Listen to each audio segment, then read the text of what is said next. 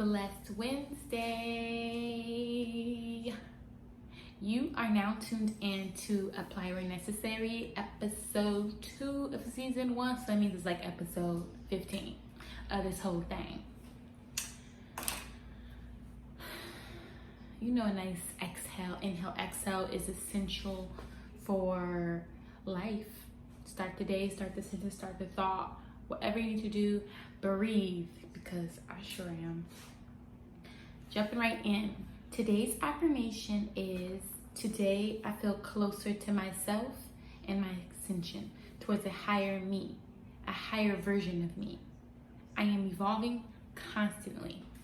This affirmation is, I wouldn't say it's commonly used. I used it a lot in various ways because I just feel like this past year alone, I've been extending on to many different levels. And the place that I am right now, mentally, is far greater than any mental state I've ever been in. And that's the way it's supposed to go, right? There's so much things that I've put into perspective that I've learned and digested over this past year. We're just going to have the theme of this episode being a year, and you'll see why. So just know what I'm talking about the past. We're just going to just know it's talking about within the last year. I lost my train of thought.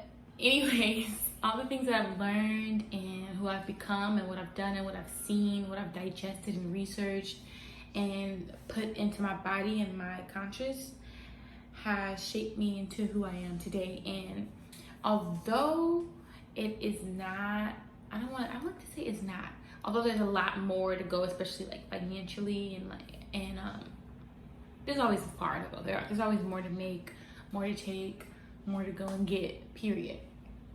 That's just how I'm feeling. I woke up just feeling aligned with the direction I've taken, plus my future. So you guys know in the episode I talked about our masterpiece, and that's pretty much a canvas that we are given at birth. This is just my perspective. And every action that we take paints a stroke on that canvas, and you leave it behind. That's your legacy. That's your reputation. That's just who you are and who others has perceived you to be based off of your own actions. Like, you're in control of how you are perceived, your reputation, everything. You're in control of all that. So why not take every action, everything that's happening, that you allow to happen within your life, like, serious? So I just woke up feeling closer to myself. I've been laying low. I've just been, just doing my thing. Like, my birthday is coming up. I'm about to be 26. We'll talk about that on next week's episode. I think I'm gonna do like a 26 things I've learned leading up to age 26. Because I learned some things, honey. This is the wise one here. Anyways, Ascension is the act of rising to an important position or higher level. I feel it. I feel it in my body and my soul and my spirit and my mind. I feel Ascension. And with Ascension, everything is not all positive, like what you may perceive as positive. It's not all butterflies, daisies, money bags and all that. Ascension, it hurts sometimes because you're taking yourself, your God is taking you to a new level. And with that, you have to shed yourself of the things that you previously knew, and the person that you previously was, and the people that you previously surrounded yourself with, and the things you previously attached to. Detachment is necessary for Ascension. So I've kind of detached from some, from daily things that I did, and I chose to surround myself with whoever I, want to within this past few weeks. Just laying low in general. And that's pretty much how I begin to evolve higher. I go into isolation. I go into kind of hermit mode, literally. That's just who I am. And it's nothing against anyone around me. It's just something that I have to do. Like, I just like to be quiet. I just like to just do my own thing. And that's me preparing. Like a caterpillar, they go into the little, it's a cocoon. Is it called a cocoon? I forgot. But the caterpillar wrap themselves up and they come out a beautiful butterfly. That's isolation, baby. And that's something I'm really great at. However, to learn how to not stay in isolation for too long, because I am completely comfortable with being by myself and not speaking, just doing my own thing, just being with Quay. Completely comfortable. However, I kind of pacify myself when I'm in like full, complete Quay isolation comfort mode. I pacify myself. Like, obviously, I know like what I need to improve, but how can you know truly what to improve if you aren't surrounding yourself by other people and giving yourself a chance to test out what you've been practicing on other people unconsciously? For you to get, you know, constructive criticism or compliments and words of affirmation, just to know like where you're going is in the right direction, or if you need to adjust here or there. So that is something that I had to learn about myself within this past year, is not being too isolated and pacifying yourself. This whole episode in the next 20 minutes, you're just going to be talking about vibrating higher, and personally how I vibrate higher. I am not a reader. I'm not like, you know, freaking guru in this.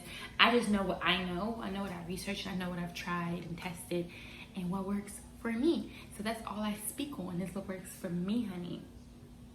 And that is self-fullness and my practicing of it for literally more than a year. I've been practicing for 2 years, 2.5 years. I would say this last year, let alone this last 7 months, is when I really am feeling the results of these practices. You first, then everybody else. Now, I'm a giver, and I give of myself to anyone that I love, care about, or am around. It's natural. I don't play, like, I'm not a pushover whatsoever. However, I give of myself as much as I can, and I try to help, and I'll honestly take control of things if I know, like, if I touch this, it will become something great. I had to stop. I had to stop that mentality. I had to, you know, put a pause on it and like readjust it. And I still give of my time and give of things. If I have it, you can get it. If you ask me, you can get it, you know. As long as you're not being irrational with your requests and, like, you know, disrespectful or inconsiderate of me and my needs, then you will get it. I have no problem giving. However, I have to learn, Quay, you gotta fill yourself up before you can be out here fueling other people, you know. Come on. The blind can lead the blind. And the selfish cannot lead anyone, honestly. Because you're always thinking about yourself. So how can you lead other people? How can you be in care of, in leadership of other people when all you care about yourself? That does not. That don't make sense. That's like 1 minus 1 is 0. Don't make sense, baby. So in the past year, the things that I have done to really vibrate higher, like I said, mainly is laying low and really analyzing myself and being clear with the things that I want.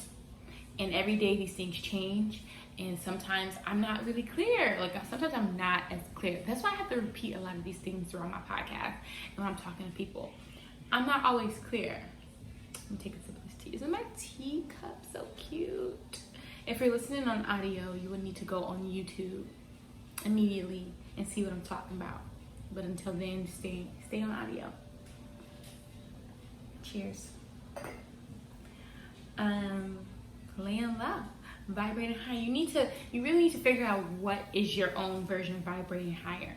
There isn't a right or wrong answer to practicing self-fullness and becoming more clear with who you are. A lot of people really think they know who they are, but they don't.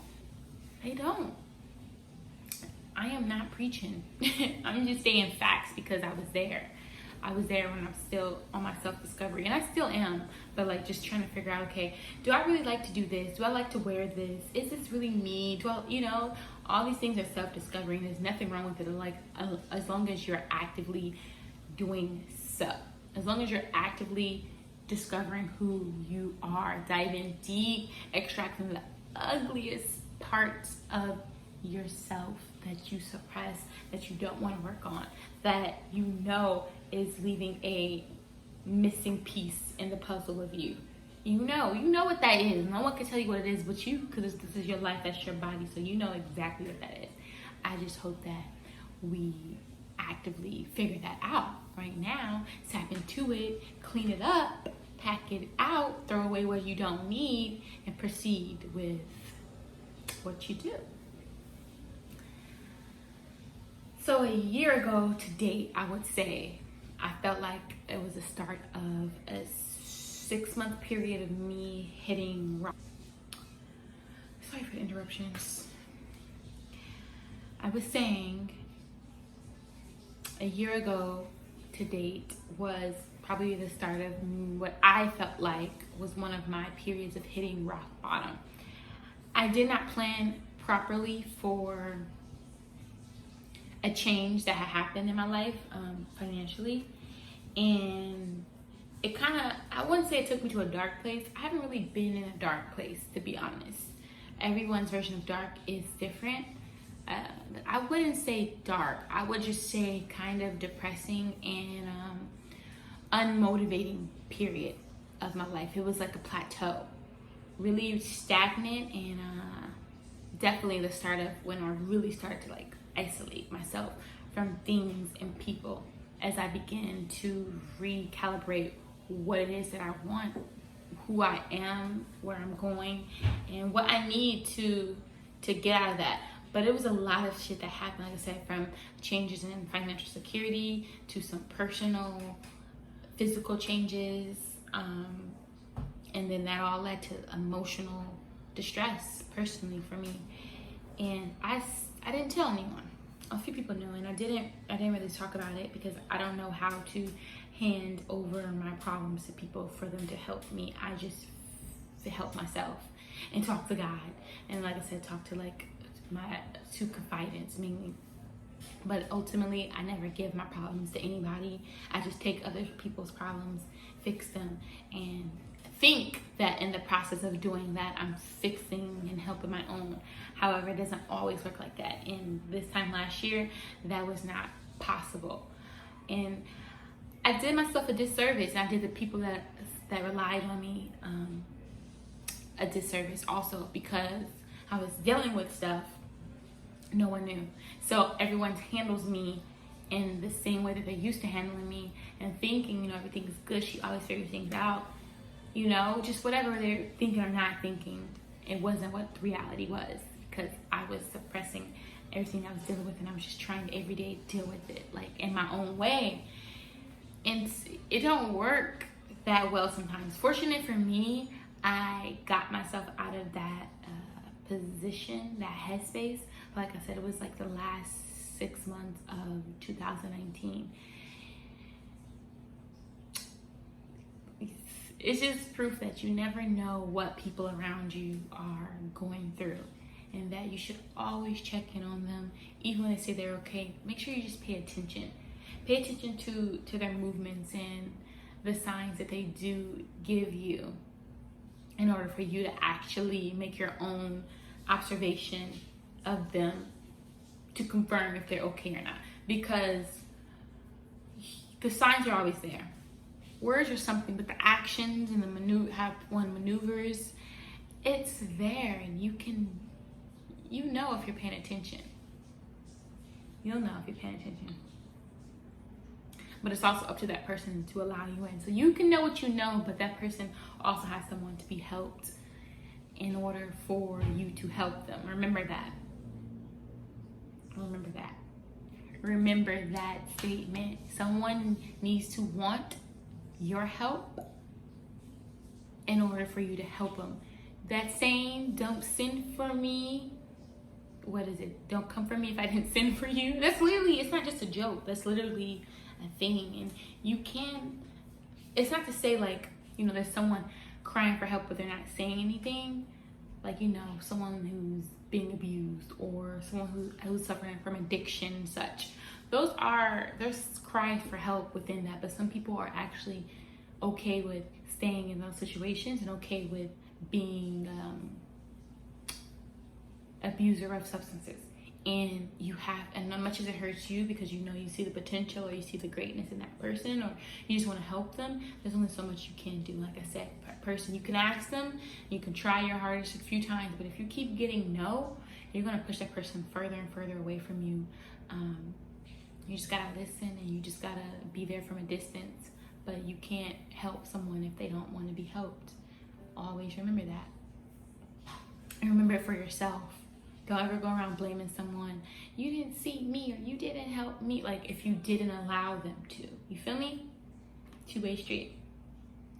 So when I hit rock bottom, I told you it was like a 6-month period. And January, February is when I really started to get out of that, because I started to make some shit happen. I was realizing you cannot sulk in this. It is what it is. It's not what it's not. Now make it what you want. That's what I learned. Everything is temporary. That's the number one bullet point that I would say I learned when I hit rock bottom. When I was the opposite of ascending. Everything is temporary. So I had to reflect and see, like, okay, you've hit some different levels of rock bottom, but that looked different based off of who you were in those moments. This one feels worse because you were at your highest yet in this lifetime. So it feels crazier. Knowing that was not the first time, but it was the first time for me as a person who I was at that time. It felt crazy. But knowing that, I know it's not going to be the last time. And I also knew that based off of after me getting myself out of it, that, like I said, it was temporary. It was already solved. Whatever problem I had was already solved. I just had to choose it. I had to choose that solution. And it took me time. It took me time. Like I said, 6 months is that's a half of a year. It took me time to really realize that, and to start to pay attention to thoughts and actions that would get me out of there a little quicker. And I don't think there's really a timestamp on the amount of time you will be in that type of predicament or situation. There's no timestamp. It's literally as long as you allow yourself to. Simple as that.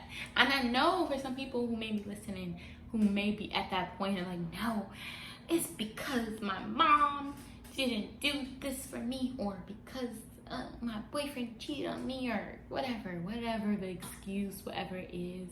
When you really backtrack to how you got yourself in whatever situation, you'll understand that it was you.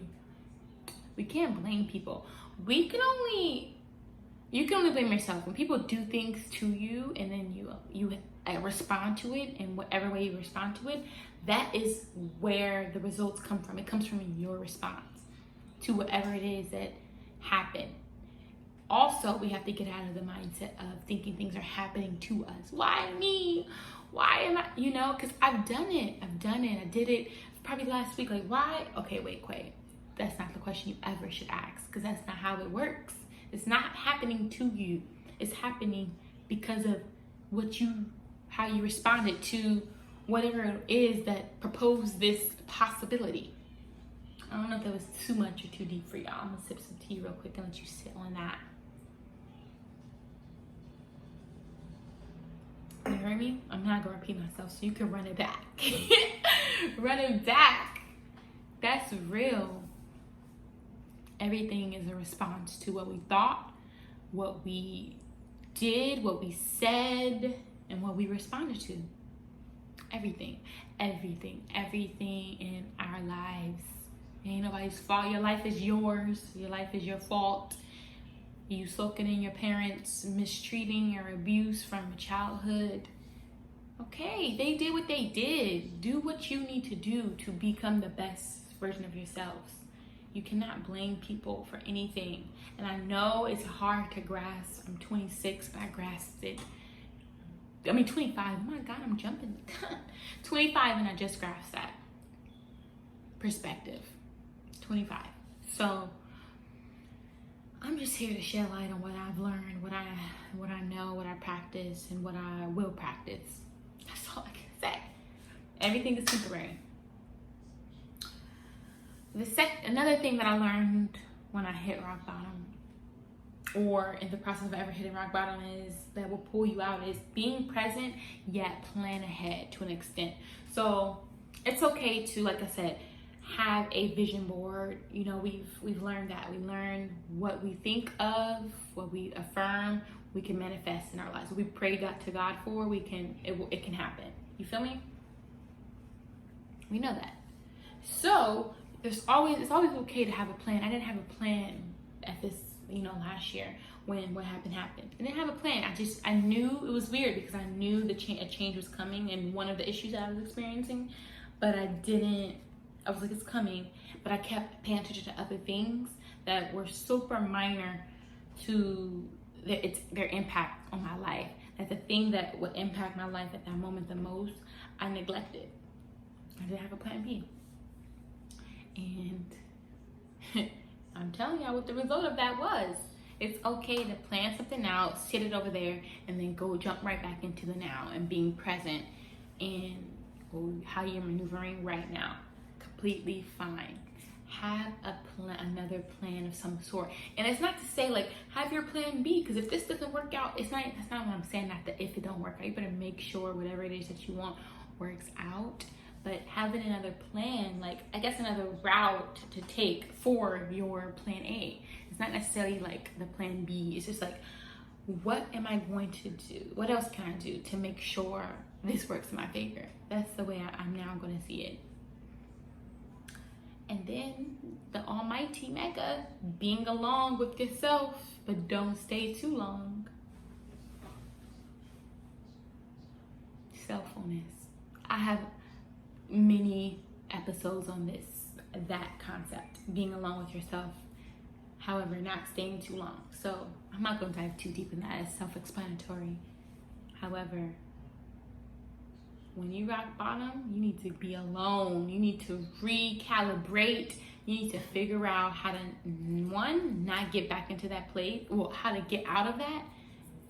Two, how to never go back into that. Obstacles will come. That's a part of Ascension. And whenever we want to reach a higher level or higher position, we're going to face these type of things, these feelings of like, obstacles. You're never going to escape them. Even the richest person in your aisles, they go through shit. It's just on a different scale than yours, and it looks different, but they're human, and they still feel sadness. They still have emotions. They still feel these things. Their life is not perfect as you paint it to be. It's not. We're all human. We're all should be doing the best we can, living our lives and experiencing this life together, collectively. You feel me? So from all of that hitting that plateau and learning how to begin to vibrate higher and ascend, I now know that my life is a decision away from change. My life is a decision away from change, a decision that I make. One decision will change the course of my life. One. Very small or very big or a little medium neutral. It will change things. That's just the formula of life. What we do has an effect on what occurs after. Just said that multiple times. Think once you grasp that, life become a little more easier if it feels hard. And if our life is already pretty damn good because you're just a beautiful, vibrating, God-fearing, God-praying being, then you have that even more.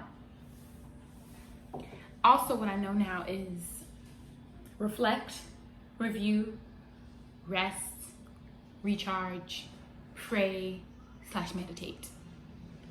This is really kind of controversial. Like the whole, I grew up religious, I'm now spiritual.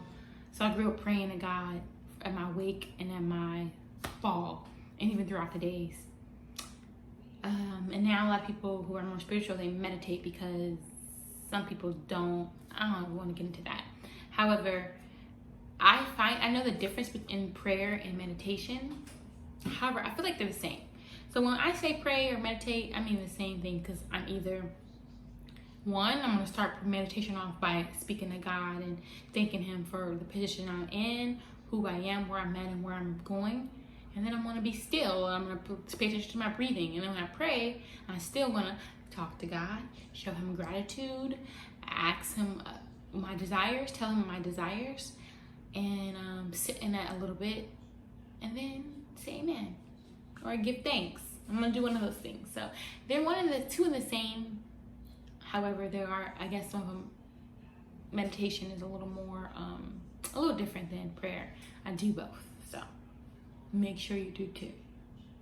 And just be mindful. Just being mindful is what I just know now more and more. And every day, I think this is always going to be a recurring lesson. Just being mindful. Being mindful.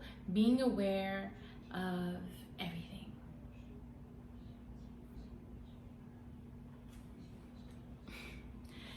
And that's how I'm feeling.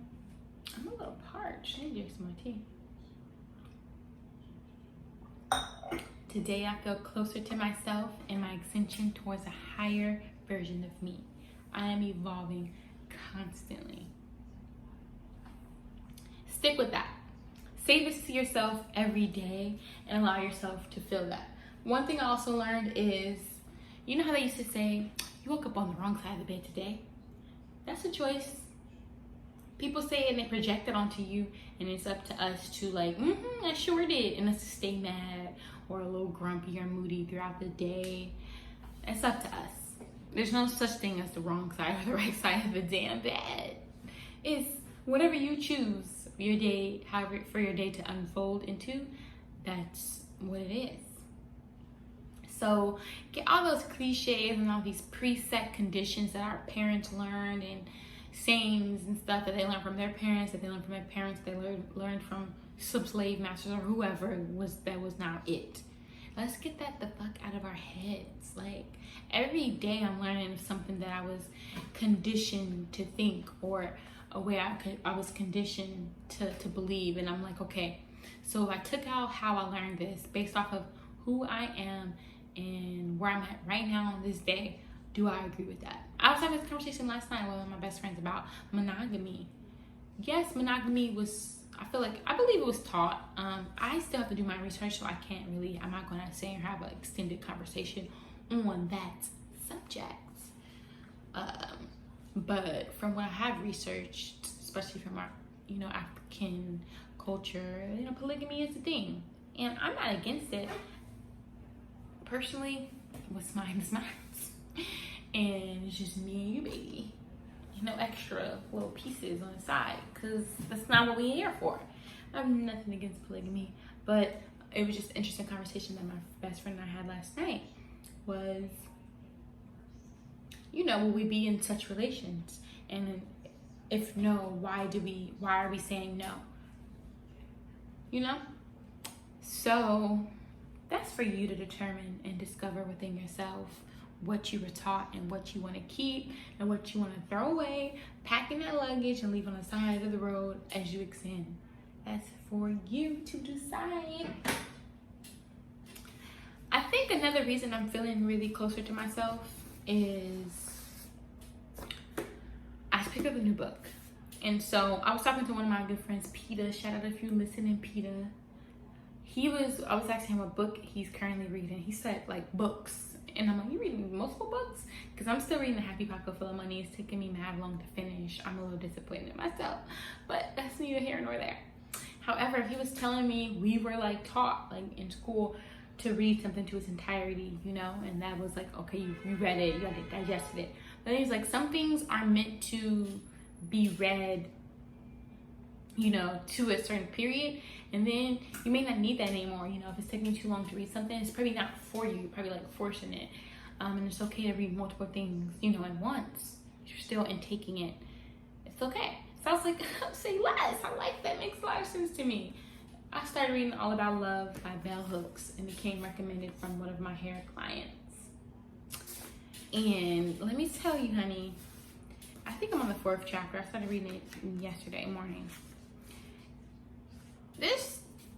She dives in. She spares no feelings. She dives in. And it's not just about intimate love relationships. It's just about love. And if you guys remember, I believe it was episode 5. I asked the question, how did you learn to love? And this was well before I even knew what this book existed. So I'm really excited about this book because this is going to teach me a little bit more about a question that I start to think about. How do we learn to love? And she pretty much opens up about talking about her like intimate relationships and how those came about. Then she goes into like clarity and give love words, and it's and also the next chapter is justice, and then followed by a chapter of honesty. And just to combine the three and to summarize, she basically touches on just our first example of love, which was through our caretakers or our parents, and how that looked. And then she goes in to talk about how like beatings and whippings. Some of us, especially if you're Black, you got a whooping when you did that. And our parents would say, you know, this hurts me more than it hurts you. Or if I don't do this, you'll turn out worse. You know, and it's all those things that isn't true, honestly, if you really look back at it. Because I have 4 siblings and we all got the same form of whoopings. And we all turned out different in different ways. Not all bad, but different, you know. So just like, what's the truth to that? Truism. But she talks about how with those sayings of our parents telling us those words, I'm doing this because I love you, while like whooping you or whatever it is, whatever form of punishment that's physical, it confuses us and our initial idea of love. With hurt also means love. Pain and physical abuse means they love me too. And so we kind of get this dysfunctional perspective on love as we grow up and come of age based off of how our parents treat us. And we're not calling our parents the bad guys and girls. They learn from their parents, and their parents learn from their parents, and their parents learn from slaves. Let's be real. Unlearning that one. That is one of the biggest ones. And then it goes on to show how she also talks about how little boys, they are taught lovelessness in ways that little girls aren't, and how boys become further confused about love, and confuse it for power, which is where you get a lot of power trips in boys to men, and then some of them men who are abusive in their relationships, so it's the whole thing.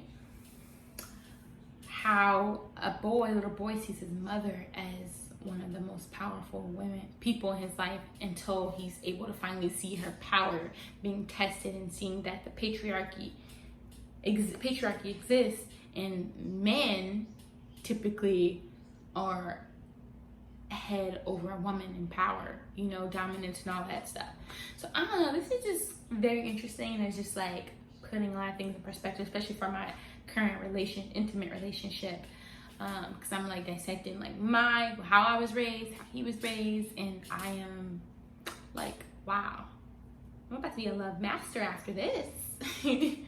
But it's really a good read so far. I'm about to end this podcast and proceed to reading. I had to tap in. It's Wednesday, of course. Hello. Apply where necessary. The exercise for this following week up until Wednesday is to write down the things that you learned. One category of like your top lessons that you learned as a child. The second category are the lessons that you are questioning. The third, why are these in question? Fourth, which of all these top lessons are you keeping as you extend? I'm about to go do that also now, since I gave the exercise. And we'll check back in Wednesday. This was really I'm in a really interesting mood right now. Like I said, I feel closer to myself, and I also feel like I'm shedding some things, and so it's kind of hard for me to tap in this morning for this episode. Like last week I missed an episode just because I wasn't feeling it. I'm not gonna force things. I know I have a schedule, but I just can't force things. It's not that I wasn't feeling it in a negative way, it's just that I wasn't feeling it yet. I didn't feel like I had anything to talk about, because I was just practicing some things and making these adjustments. But everything is well. I'm happy with life, and there's a lot of things that I know I need to do, to become even more happier and to become even more of myself, who I'm destined to be. Therefore, I'm sending you love, blessings, and just light to your life, to your day, to your week. It's really gloomy here in New York. I'm hoping that next week, after I do that episode, that I am on a flight out of this place. But we'll see, you know. I'm gonna go manifest that. However, I love you. Thank you for tapping in. Thank you for being you. Remember to continue to go deeper and deeper into yourself until you're so self-full that you're ready to share what's inside of you. Love you so much. Ciao.